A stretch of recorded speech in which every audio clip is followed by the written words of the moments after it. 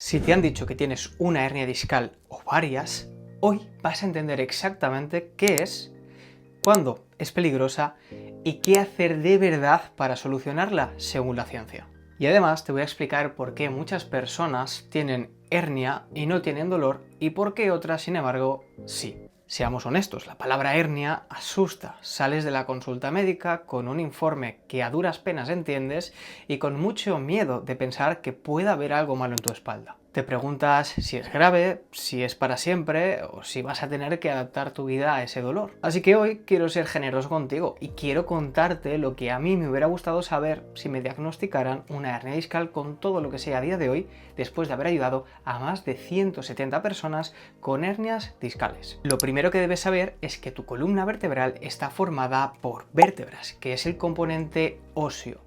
Pero para que estas vértebras se puedan articular entre sí y puedas producir movimientos y absorber carga, tenemos lo que se conoce como disco intervertebral. Estos discos, como te he dicho antes, permiten amortiguar las cargas y que tu espalda se pueda mover en diferentes sentidos y en diferentes planos.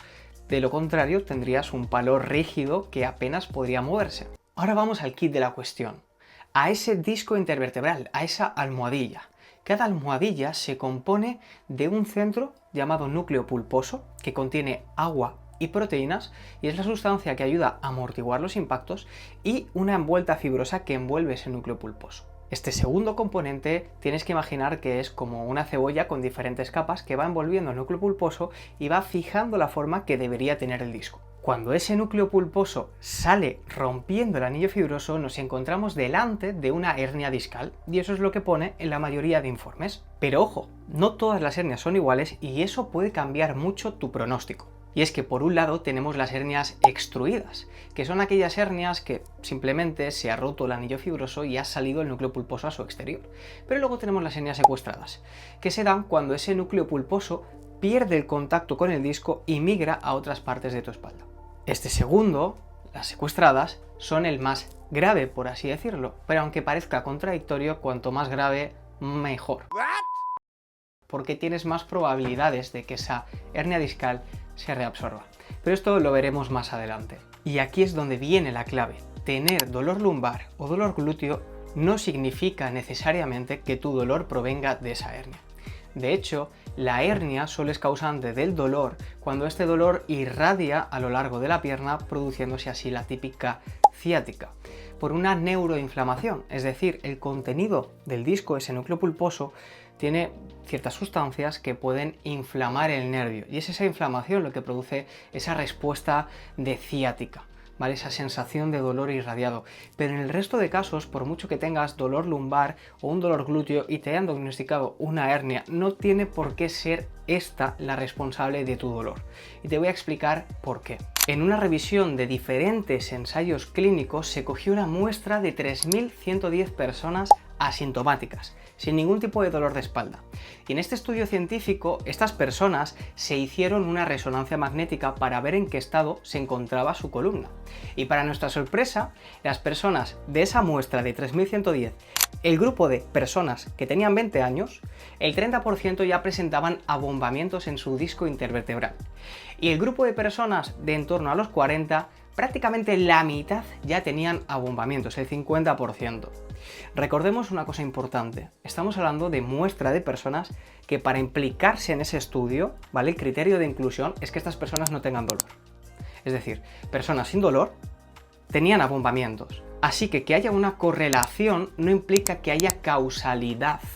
Una hernia, en la mayor parte de los casos, no es la responsable de tu dolor lumbar o de tu dolor glúteo. La hernia, sin embargo, muchas veces es como una cana o una arruga, signos de envejecimiento y degeneración que son absolutamente normales, pero al igual que lo vemos claro con una cana y una arruga, que no debería haber dolor, con una hernia tampoco tiene por qué haber dolor. Y aquí viene la pregunta del millón. ¿Las hernias discales son para toda la vida?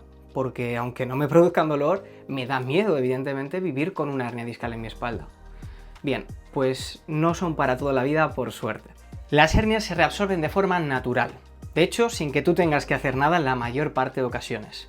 Cuanto más grande es la hernia, vamos a poner la hernia secuestrada, que es la peor, la probabilidad de reabsorción es más alta. Se habla de entre el 87 y 89% de las hernias secuestradas. Y en las hernias extruidas, que no son tan graves, la probabilidad es un poquito más baja, un 67-68%. Aún así, en la gran mayoría de casos se da de forma natural y espontánea, sin que tú tengas que hacer nada, en un plazo de entre los 6 primeros meses y el primer año, más o menos. Así que si tu resonancia es antigua, hoy tu espalda podría ser muy diferente. Y aquí viene la pregunta del millón. Entonces, Alejandro, ¿por qué hay algunas hernias que no mejoran con el paso del tiempo? Es decir, yo me he hecho otra resonancia y me aparece igual la hernia, igual más grande o igual más pequeña, pero la hernia sigue ahí. ¿Qué está pasando aquí? Porque si no cambias esos factores de riesgo que produjeron esa hernia discal o que hacen que tu dolor persista, nada va a cambiar. Si hay una mala organización entre tus estructuras, si tienes bloqueos articulares que hacen que no tengas los grados de movilidad suficiente en tus caderas, por ejemplo, y que tu espalda se lleve más trabajo sobrecargándose más, si no tienes la estabilidad muscular y la fuerza necesaria para garantizar que tu columna se mantenga estable, si todo eso sigue igual, es probable que la hernia no desaparezca. Si tú no modificas hábitos, no cambias cosas, tu hernia no se va a ir sola. Y si se va, es posible que el dolor acabe persistiendo igual. Porque esa es otra película. Puede que no tengas nada, no tengas ninguna hernia y que tengas dolor lumbar.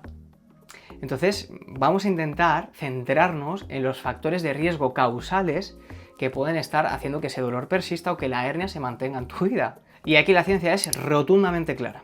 La mejor solución para abordar todos estos factores de riesgo es que lleves a cabo un programa de ejercicio específico. Da igual cuántos masajes te hagas, pastillas te tomes o infiltraciones te pongas. Si no cambias hábitos y no entrenas, es probable que tu situación no mejore.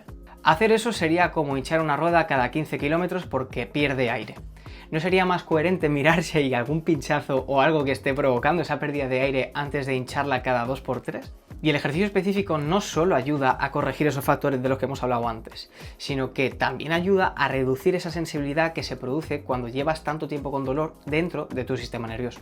Si quieres una rutina gratis en la que trabajes tu fuerza y tu movilidad para ayudar a favorecer esa reabsorción de tu hernia discal, pincha en este vídeo de aquí. Y si quieres más contenido que te ayude con tu dolor de espalda, suscríbete aquí al canal porque cada semana pienso compartir un vídeo en el que te ayude a conseguirlo. Y si te gustaría que te ayudara yo mismo de manera totalmente personalizada a través de un programa de ejercicio específico adaptado a tu caso, ve aquí abajo al enlace de la descripción para agendar tu sesión de diagnóstico conmigo, analizar a fondo tu caso y si te podemos ayudar desde esa misma llamada te podrás inscribir al programa Mueve tu Espalda.